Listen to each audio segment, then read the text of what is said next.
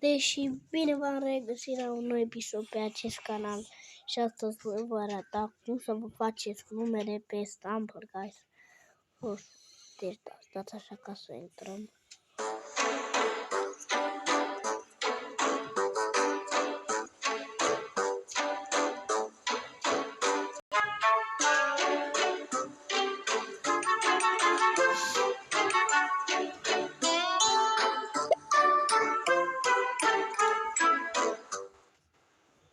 Nu vă întrebați de ce am skin-ul ăsta. Și hai să începem. Deci, intrați la nume.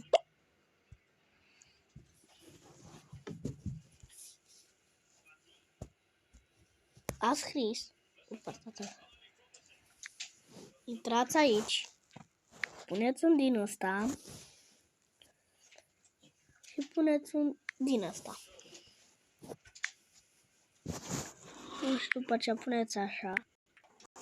Cu 2 de 0, adică.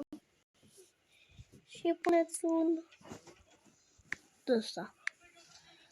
Și de exemplu scrieți ce vreți voi. Nociv.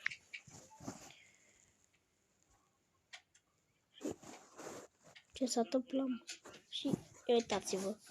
Și aveți numele roșu. Am încercat, dar nu mă lasă. Nu știu ce are, trebuie să vorbesc cu cei de la Stumble Guys. Poate vede acest video, pe veci o să vă dau de acest video, dar eu vreau să fac numele roșu și nu o să reușesc. Explicați-mi voi cum am încercat să fac numele roșu, dar nu mere. Am încercat așa.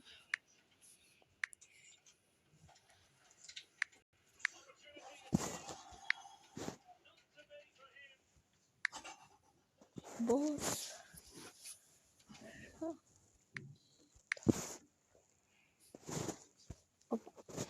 Și deci la numere am încercat numere.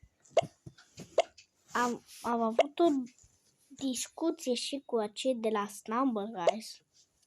Chiar puteți să vorbești cu ei să vă facă chestia, dar o să vă arăt prima dată să vedeți că am vorbit pe bune. O să vorbești, intre acolo, da, aici la conversație.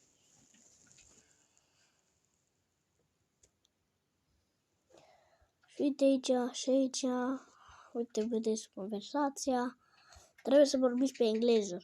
Deci, cont creat, am vorbit, așa și așa, am dat și numele pentru cont creator și ca ne-a luat țeapă, nu ne-a dat.